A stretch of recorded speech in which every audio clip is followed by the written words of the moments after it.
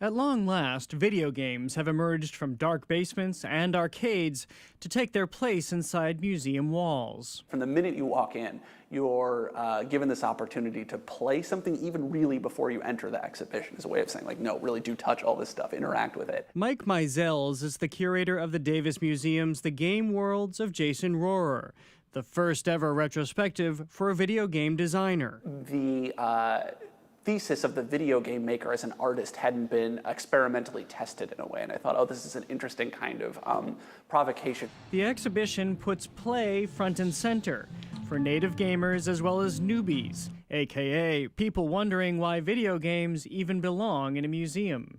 This question of are video games art or not is a question I'm interested in only as somebody who's also studied the way in which photography was absorbed into something that would be considered art, and then film is something to be considered art. Enter world-famous independent video game designer Jason Rohrer, who grew up battling beasts and saving princesses on commercial consoles.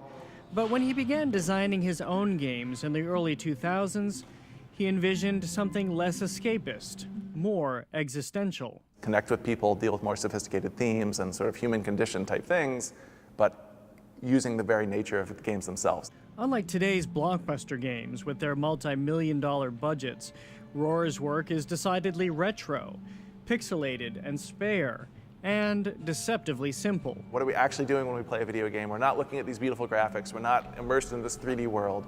That's the way video games are often sold to people, but if you actually pay attention to how people play video games, that delight, that sort of like, oh my God, that looks so amazing, like, oh, look at that palm tree or whatever it is that's in the video game that looks so amazing, is amazing for about an hour.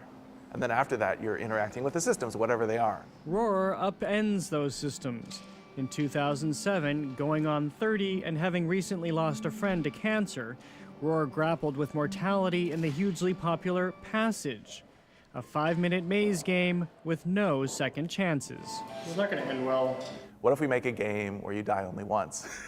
And just like in real life, that one time when you die is at the end. Here, I move along, trying to make money. I find a wife. It's nice to have a partner, but it makes some parts of the journey harder. I think we're in our twilight years. I age, go bald, and get old. My lady died.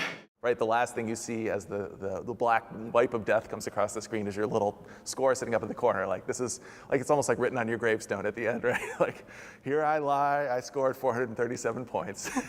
It's almost like, you know, whoever has the biggest bank account when they die wins. Another of Rohrer's worlds reaches beyond human experience to the infinite universe. Inside, a star-filled sky takes players through a maze of never-ending levels. Played continuously, it would take more than 2 millennia to complete. Even though I talk about it being a game about infinity, it's like the computer can't handle infinity. But at the same time, it can represent finite things that are so big we can't even get our minds around it. It's almost like it's a thought experiment made real. Mindfully moving through Rohrer's mysterious 2D worlds, this is life played out.